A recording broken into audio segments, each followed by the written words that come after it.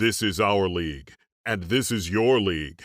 From the 55-yard line on CFL America Radio and the Sports History Network.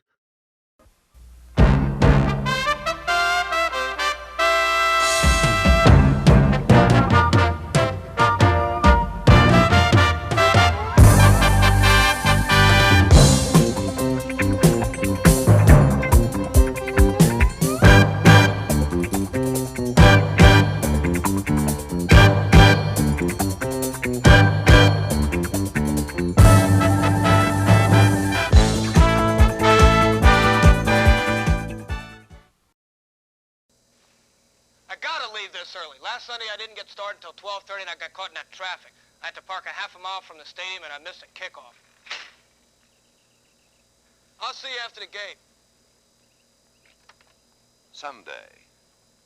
A special day for Steve Ailes because he is a pro football fan. You know, I haven't missed a Redskin home game in 12 years. If they're away from home, I watch them on television. I remember guys like Sammy Ball, Bones Taylor. I've always loved pro football. I like it for the same reasons everybody else likes it. The action, the violence, it's just great entertainment. All right, let's go, Skid! What happened? Did you see something? He ran right by him. Let's start playing a little ball out there. We need somebody who can tackle, Vince. Let's get tough now. You're an animal, Crane. Eat that man up. Beautiful play. Beautiful.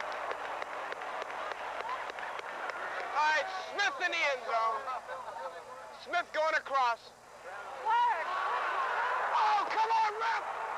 Oh, come on!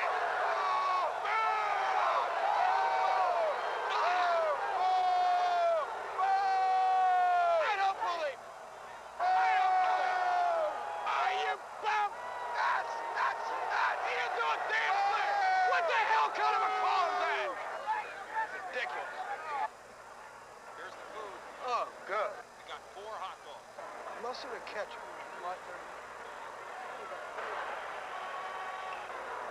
Second line at the 33. All right, come back here and score, baby, right here. Can't get the long bomb over his head. To Steve Ailes and to the millions of others who watch it, pro football is a unique form of entertainment.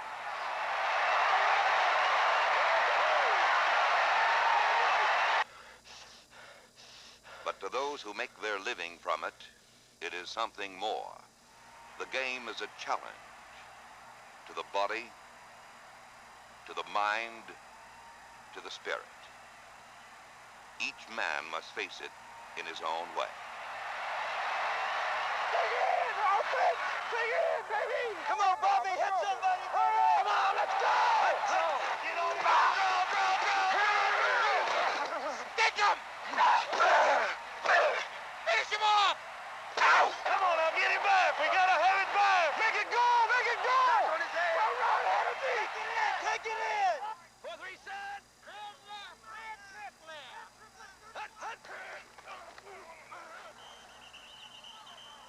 Hey, he'll have to test him right now. He'll have to test you. He'll test him right now. Look for it, Johnny!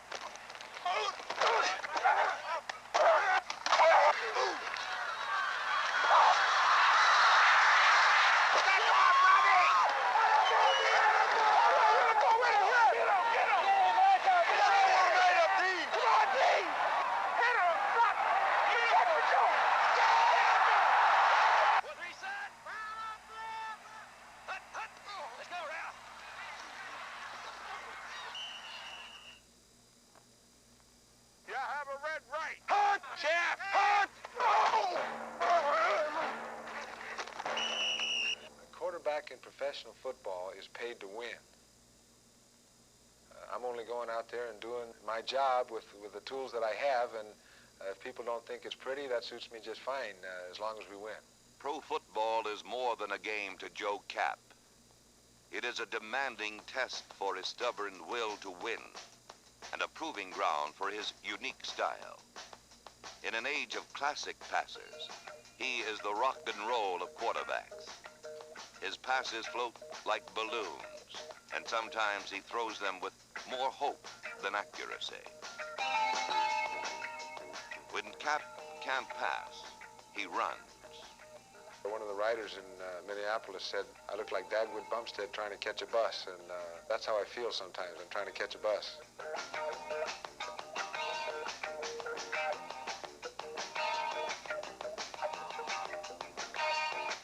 Finesse and precision have no place in Joe Cap's playbook.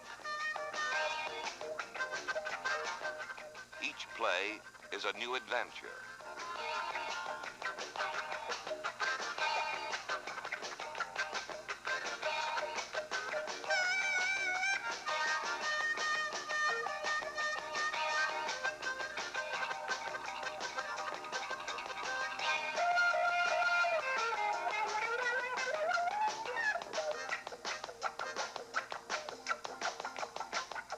I was born in Santa Fe, New Mexico. My mother is Mexican-American. Her name is Garcia, and my father is German, gringo, and we moved to California.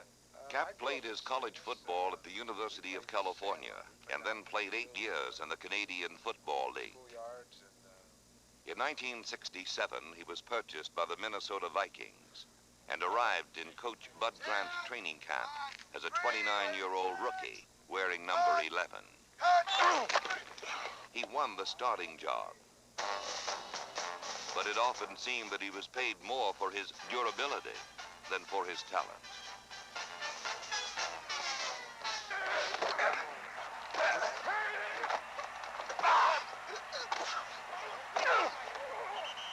Hop up, Joe!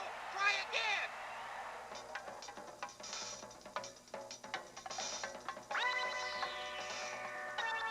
Cap ranked last in the league in passing statistics, and Minnesota finished last in the Central Division.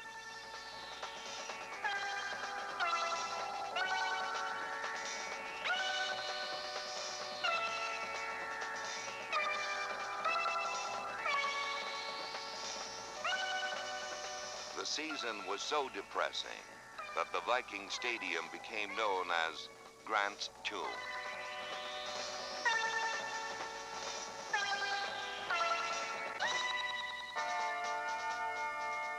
But it was in this season of defeat that Joe Cap first earned the respect of his teammates. They respected him because he was tough, because he refused to give up, because he gave them the best of what he had.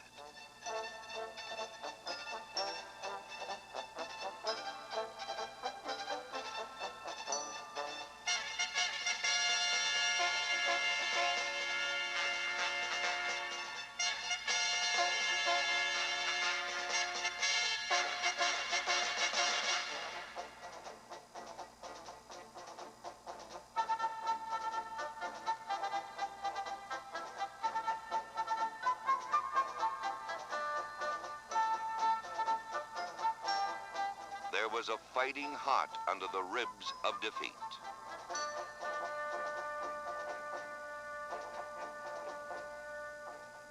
You've got to go out there and continually be optimistic and think that you can score touchdowns. Because the minute you're not optimistic, you're not going to be able to be aggressive enough to go after that team and get those touchdowns, get those points on the board. Sometimes winning, sometimes losing, always searching. The Vikings spent the 1968 season looking for the will to win everyone thought they had lost. Game by game, play by play, they found it. They found it in a flying fullback named Bill Brown, number 30. They found it in Carl Eller, number 81, their all-pro defensive end. And it was there in Dale Hackbart, number 49, a scrappy defensive back.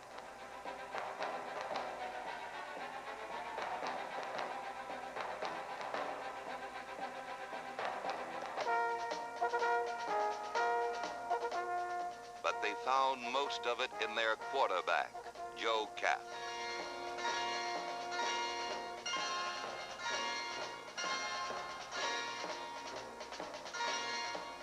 He stamped his message on every pass. Catch and win.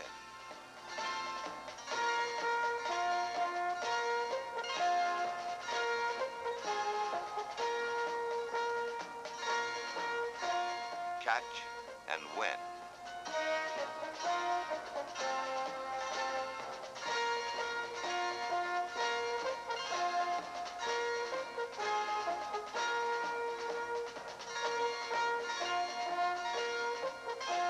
As a runner, Cap averaged more than 5 yards a try and brought a crude courage to a position that is often known only for its grace and polish.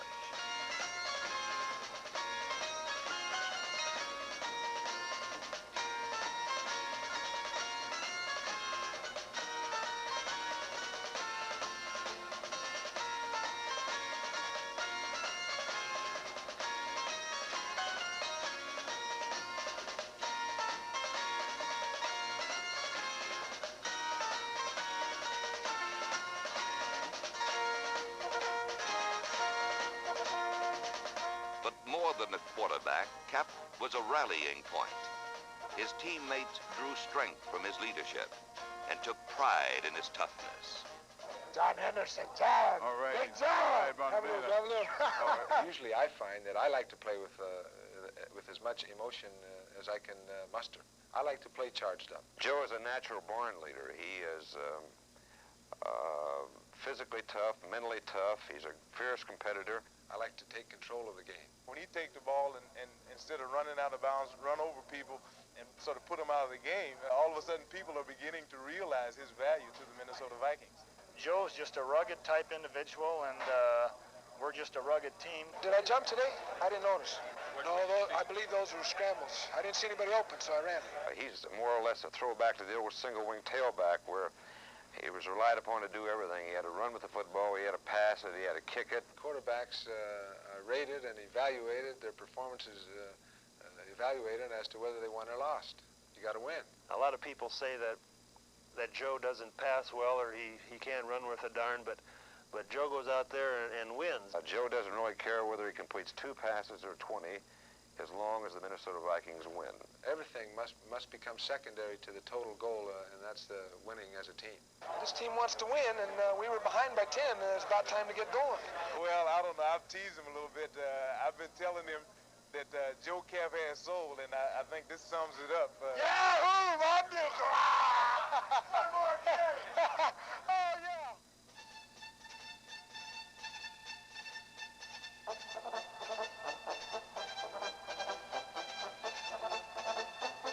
The fire on the horizon is Joe Cap, burning with the rage to win. In his first game of 1969, Cap passed for 7 touchdowns and led the Vikings to a smashing victory over the NFL champion Baltimore Colts.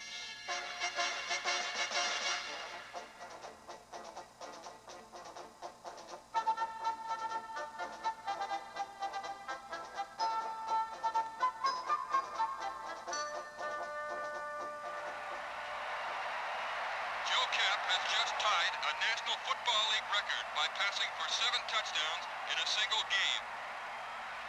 If Joe can keep throwing like this, the Vikings could end up in that title game in January.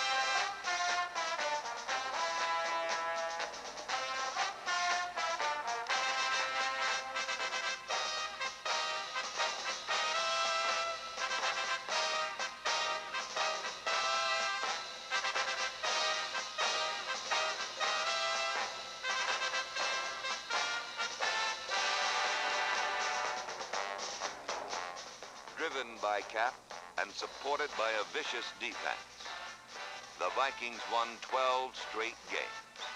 They scored the most points in the NFL and permitted the fewest.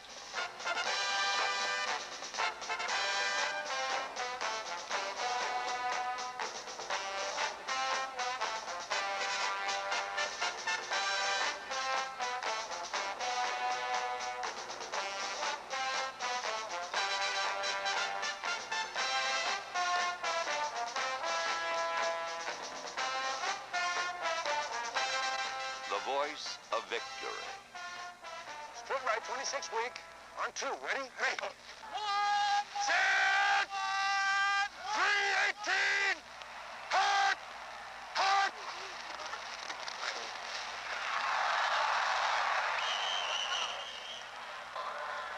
Towel! See, the defenders are waiting. They're waiting. They're not going to commit themselves. I really feel that we can run up there and I can just 34, 35 punch at him. I mean, if the back keeps his eyes open, he's going to, because they're waiting like this. Whose ball we playing with? Let's go now. That's our ball.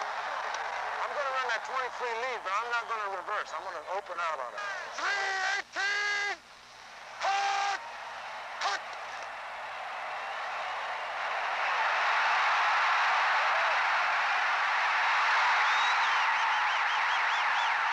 Viva Zapata!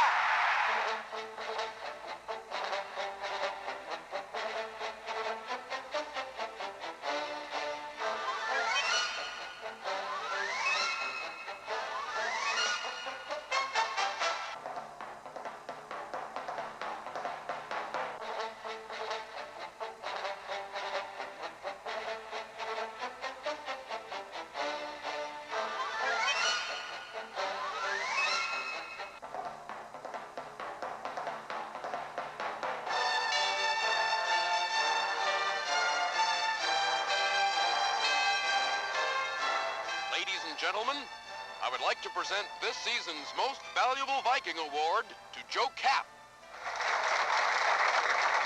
I know for a fact that there is no most valuable Viking. There are only 40 most valuable Vikings. I just can't accept this. Thank you.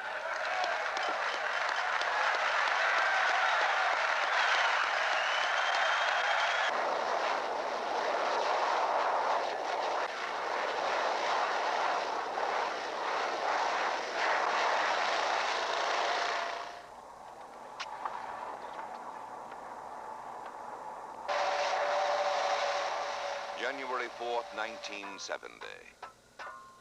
Joe Kapp will play football for the championship of the National Football League. Listen for the title. Listen for the title.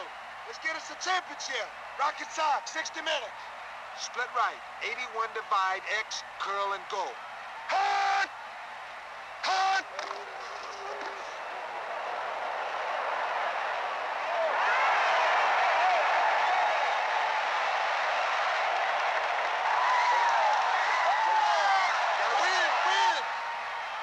Gonna sing tonight, Carl. Gonna sing tonight. Go, we gotta get him now. And it's free, and the weak safety's going to the deep middle, so they're eating up pretty good. Right. How are we on the bootleg? Bootleg! Camp on a bootleg! He got hit. Let's go, Joe. Take him down. We gotta win. Let's punch it out of here. Let's get the hell out of here.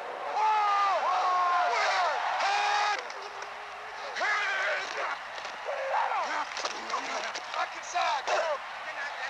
Vámonos. Hunt.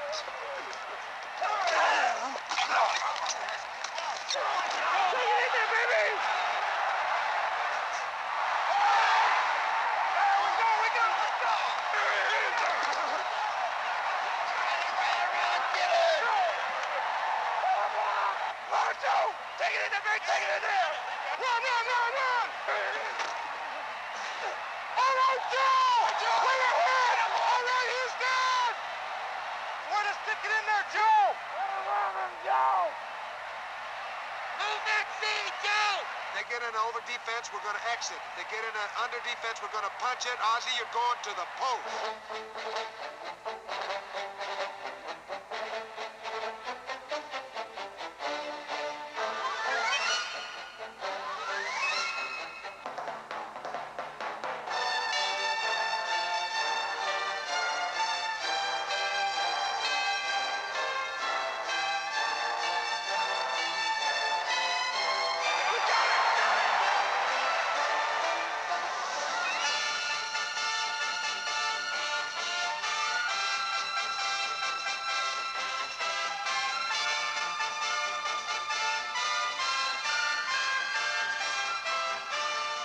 After 3 years of struggle, Joe Cap met the challenge of his league and emerged as its champion.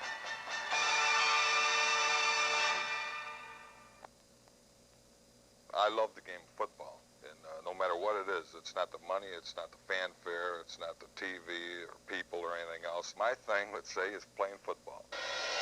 The way to get the message across to the ball carrier is to hit him, lift him up, and put him on his back. I want to just let them know that they've been hit, and when they get up, they don't have to look to see who was that hit them. When you're making a tackle and you hold the guy's arm, he's got nothing to absorb the blow with, except maybe his head or his shoulder, and this is what I like to do, punish the man. Unlike Joe Cap, Dick Butkus, number 51 of the Chicago Bears, does not pass or run or call plays. He just hits, harder and more often than anyone in football.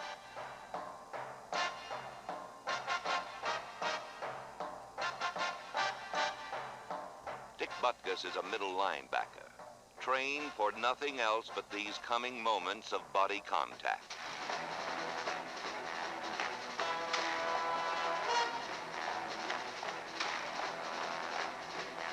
Special game plans and legions of blockers are designed to restrict his rage. Butkus savors this challenge and bounces, thrashes, leaps, and shoves his way to the ball carrier. Tackling is his means of self-expression. Violence is his lifestyle.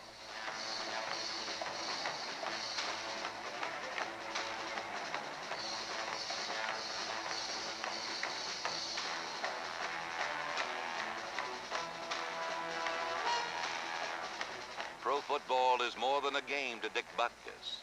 It is his only love, and all his pleasures are related to it. I don't go to the movies too often, but one particular movie that stands out in mind was with Betty Davis. I think it was Hush, Hush, Sweet Charlotte. I got kind of a charge when that head come rolling down the stairs. I kind of like to sit there and watch it and see things happen and maybe project those things happening on a football field and not to me. The Dick Butkus Horror Show is performed every Sunday afternoon.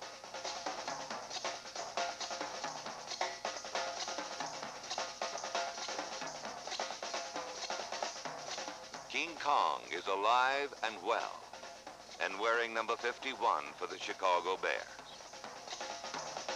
Get on his head! Back him around!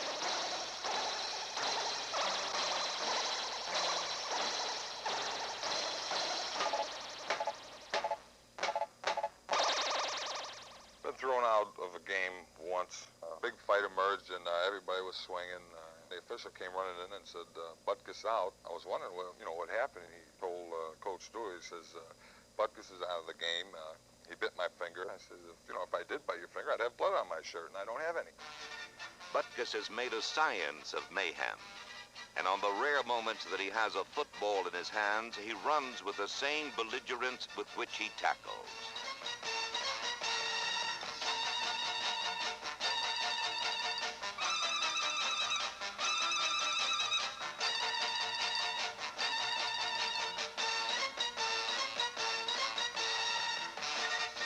Be it running or tackling, Butkus intimidates players, coaches, officials, even the fans.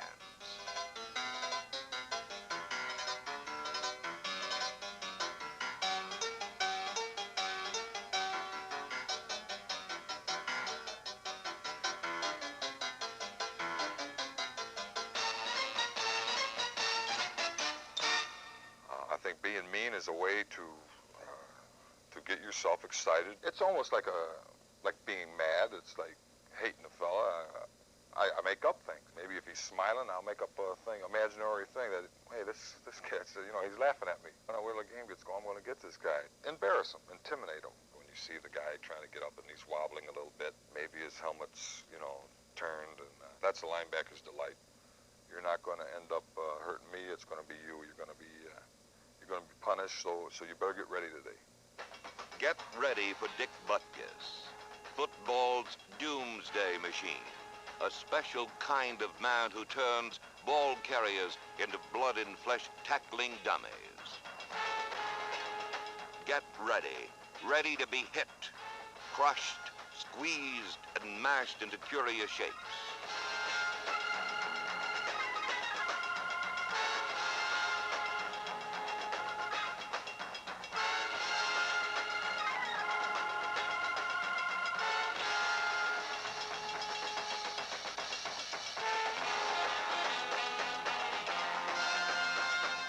Butkus punishes.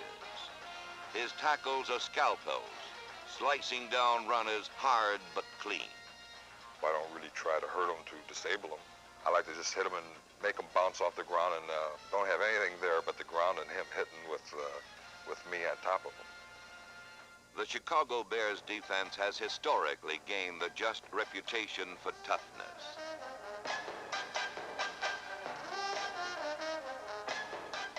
But never have they had a bristling defender such as Butkus. In a violent game filled with violent men, he stands alone as football's most ferocious player. Come on, turn around! Come on,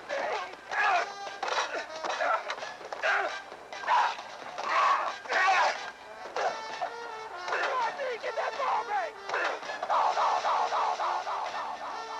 There are no victories in a bout with Butkus. His philosophy is a simple one, and the lessons he teaches are not easily forgotten. I really haven't knocked out that many people. It's always a challenge to try to do it. That'd be a heck of a thing if you can do it every game. Really, without letting out too many circuits, that's probably what's behind my mind. Every game I go into, who am I going to try to knock out this game? And I'm going to let them know who did it. It shouldn't be any puzzle. It shouldn't be any problem. When they come to, they got to say, well, it must have been Butkus that got me. It is game day in Denver, and Lou Saban will play a part which is far different from that of Joe Kapp or Dick Butkus. As he travels to the stadium, he's already done all he can. Lou Saban is a coach, and now he must be a spectator to his own fate. As far as I'm concerned, the most important job that a head coach has is to be able to understand all the individuals involved in our operation. But we also know that there's a certain amount of time that we got to get a job done, and we want to get it done. If we're harsh, if we're pushing, it's because that is the reason. Pretty well. There he goes. Come on, Water, you ought to know how to run that pattern by this time. Get inside where you belong. God's sakes, man. Wandy, just don't let them dominate you. Got the idea? That's what worries me all the time about you. A lot of these guys that push you around, I don't want that to happen. You got to be strong. You take the forward step. Got the idea? On occasions, it's even wise to loosen them up because they can go out so tight, whereby they're not ready for a football game. Liz, I thank you for coming out and joining us today on this beautiful sunshine day. George, have you met Mr. Marich? Yes, Coach. Okay. George says you tell that guy get out of my way before he gets hurt out there? Special teams, I don't worry about George hurting anybody. Biggest obstacles we've got are the coaches. That's good enough. Let's go. Winners are made from talented people. We teach them, we prepare them the entire week, and some can grasp it rather quickly, some need constant repetition. There's one thing about our business. We don't have 3 or 4 months to prepare for one game. We've got 3 days. First, I don't want the 54 on the goal line, the bootleg. Okay. It just takes too long to develop. I think you saw that this past week. Now, just want to emphasize one more thing, that I want to make sure that we run at the big guy. I just don't want us trying to go wide on him or trying to screen that way. If we want to screen, go back the other way. Okay, go back under one side. You know, outside of that, it's just control of the football, no errors. I just want you to go out there and just handle it. In other words, don't be concerned about anything. Come to Hunter or come to me immediately as you get off the field. It's a big ball game for us, and we've got to have it. No question about that. And make an error, don't try to pull up, and don't be concerned about anything in general. Just go out there and just throw the football. Just throw it and fire. I have all the feelings and the emotions that every man on my squad must have. I'm just as excited, just as prepared, and just as ready. Probably more so. I know a lot of coaches that maybe they burn within, and maybe they keep it within their guts. But myself, I think most of it's on the surface. Rich, you understand? Understand, Grady? Tom? George, all of you. John, understand? Let's not disappoint anybody. We've got to start somewhere. There are 40 souls in that dressing room, and not all 40 are the same.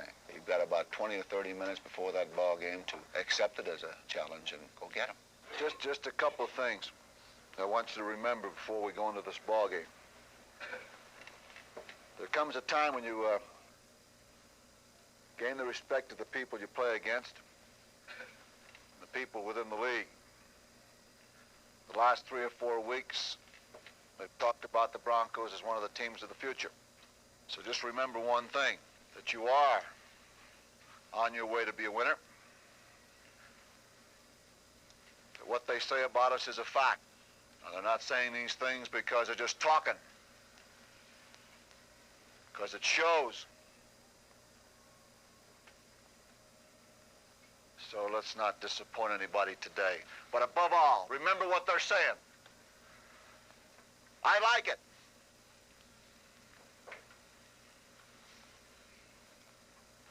Okay, 1 minute.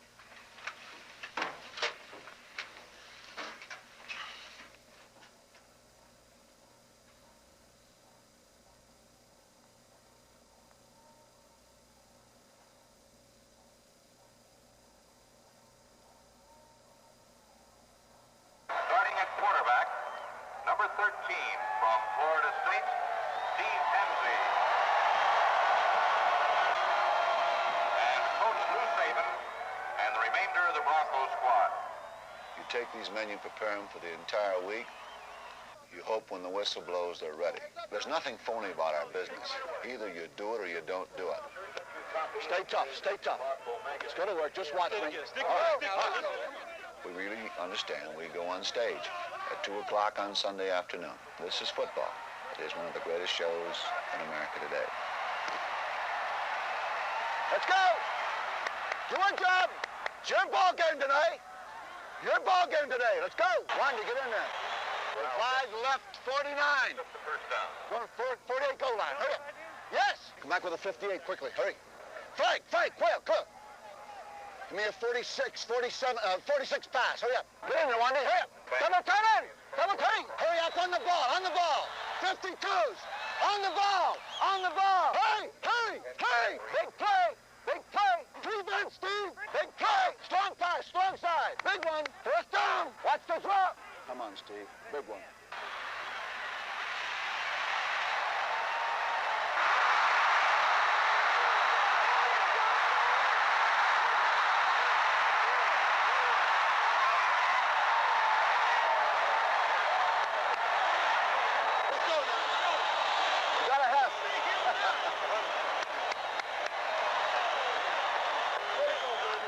Stay another week.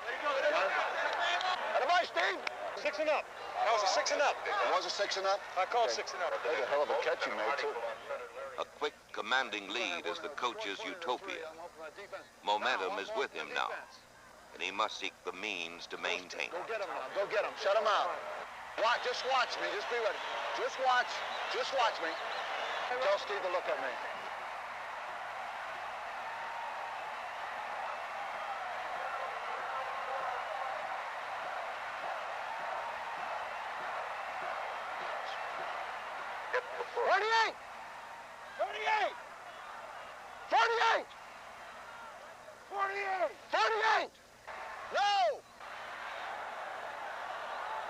That's a wrong play. You got a crack on that. 48 goal line? When you call a 48 goal line pass, all Alpha got to do is crack. If we get the crack, he scores. This looks so flat, it's pathetic. I don't know what it is. On the green? Stopped by Charlie Greer. Oh, boy. As flat as can be. Flat as hell. Sam? I don't have to. I know, Sam. I know. I won't. God almighty. Oh, John. Hey! What is... Oh! Steve. We look so damn lethargic out there, it's pathetic. Let's go ahead and drive them now. Come on. Listen, we got to do a job. What the hell? You guys are not giving me a chance. Give them a chance.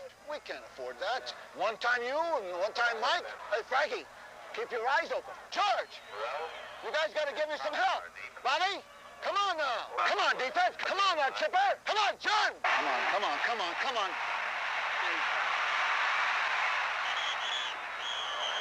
That penalty killed us. Who was offside? Who's it on? Who was offside? Who's offside, Zabata? What did he get? You send the fullback in. How much time? First man running. What is this? Huh? Who? What the hell? They're killing me, Whitey. They're killing me. Fran! Keep your eyes open. Fran! Fran! Kelly! George! Brady! Chip! Chip! Chip! Chip! Settle down and play football. What are you running? My daughter could do better. My daughter could. You're chicken guard. Got a gun in there, damn it. What the hell's the matter with you guys? Be alert. I tell you, it's going to cost Dedeke, and it's going to cost Dedeke plenty. Dedeke. Give him a break in here. Hell no, we don't give him a break. I'd like to see him die out there. Let him go. Precious points have been abused. A lead squandered. And now in the final minute gloom, one play can decide the outcome.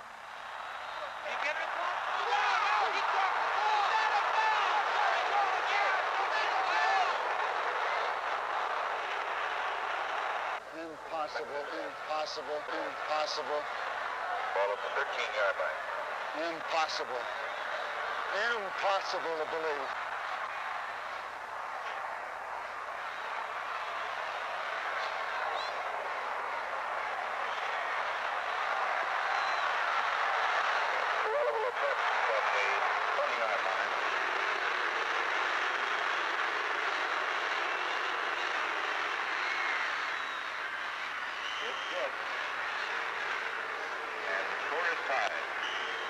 At the end of the game, final score, number 20, 18-7.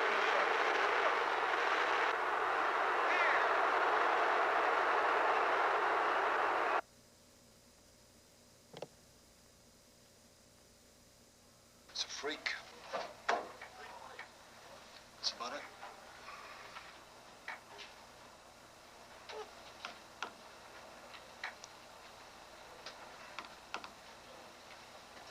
Imagine there are many whys. Many, why did you do that? Why did we do that? I don't know. We got tied and we actually, well, I don't even know what to tell you. You saw it.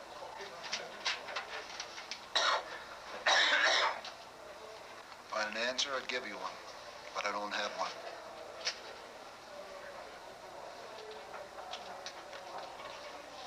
Have the ball game under control. First a fumble for a touch, and then a big bomb for a touch. Another bomb for a field goal. That's about the way it happened. Coach, what about the call on the reception that set up their field goal? Could you see what happened? No, I didn't notice on the far side of the field. I don't have any idea what the call was. What did it look like from upstairs? It looked like he dropped the ball. Yeah, he dropped the ball and he was out of bounds. It was a terrible call. Don't tell me that.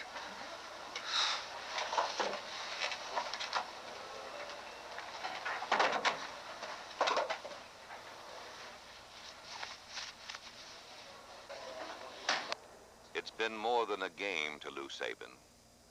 His exhaustive week has ground to a halt. His involvement has been total.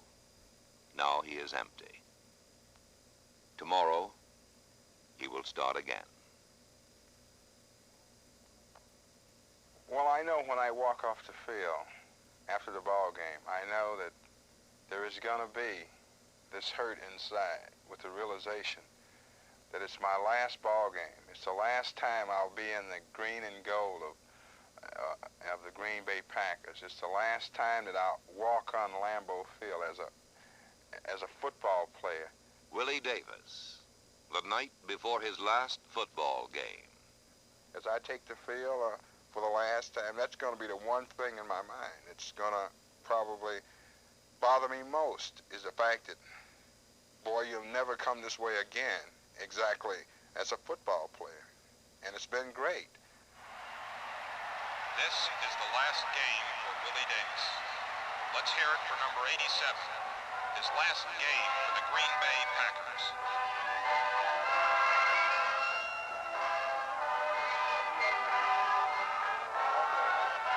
A cheer for Willie Davis.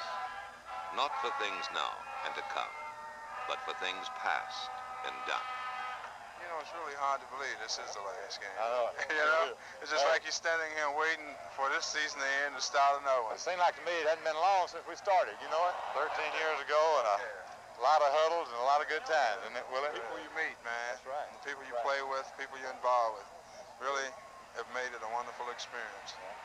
Teammates and shared memories tell the story of a pro.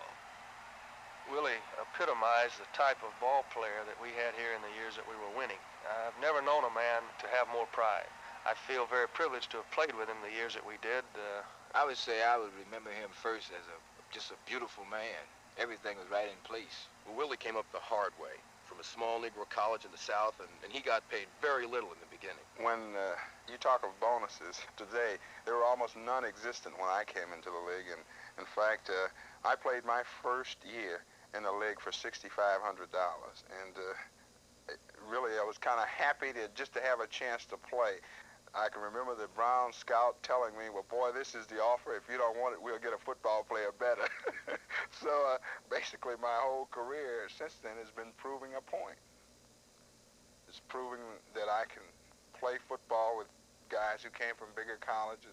It was proving that I could play football against the best football players from anywhere, and it's proven that, or it's been a matter of trying to prove that I could carve my niche in a game that many have not been able to. All right, let's go to work now. Let's go to work. Let's go to work here. His greatest asset was to read different plays before they would actually form. He never overpowered anybody. He just quick reactions, and he would just outmaneuver and finesse his man.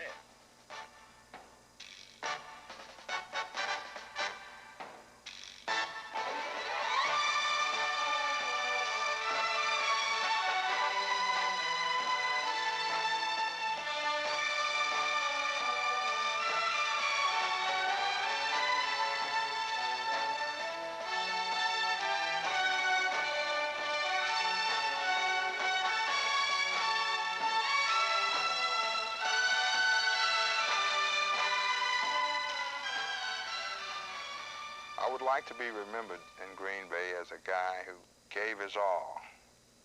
Whenever I had a chance to walk on the field and play, that I played with a certain desire and a certain determination.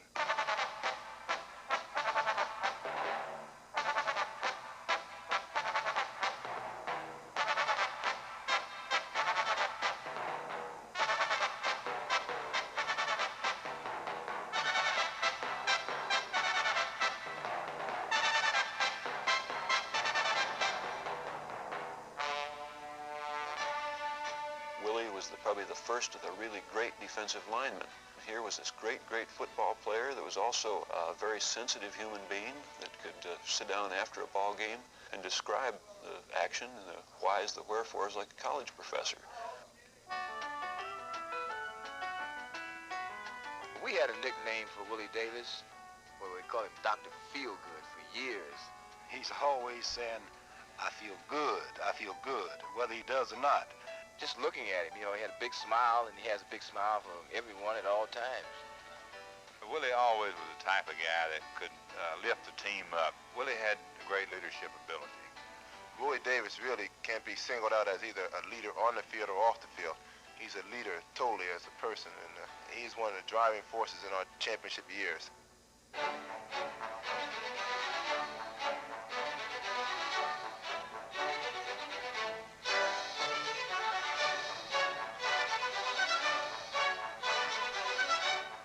With Willie Davis as their captain, the Jolly Green Giants of Green Bay won 3 straight NFL championships and 2 Super Bowls.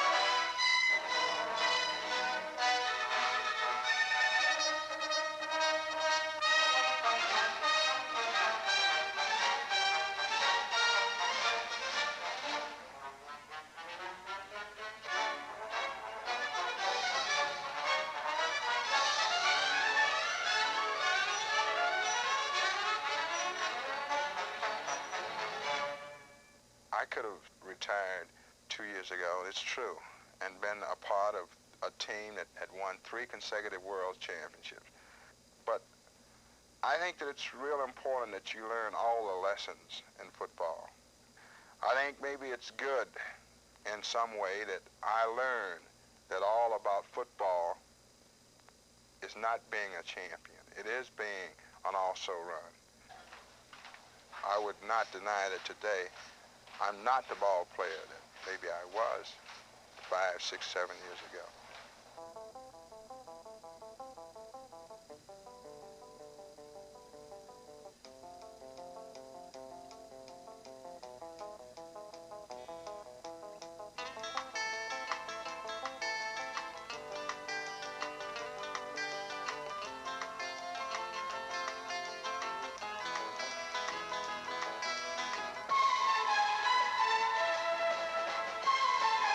I think I owe so many things to football that I'm retiring basically because I wouldn't dare cheat by staying in the game longer than I should.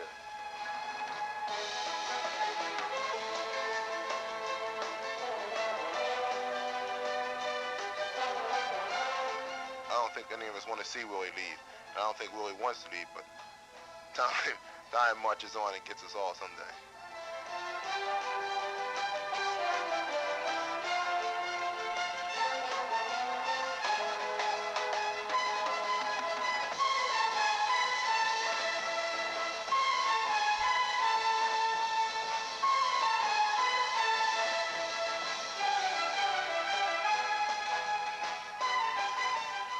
Stadium in which we first saw him play, we now say goodbye to Captain Willie Davis.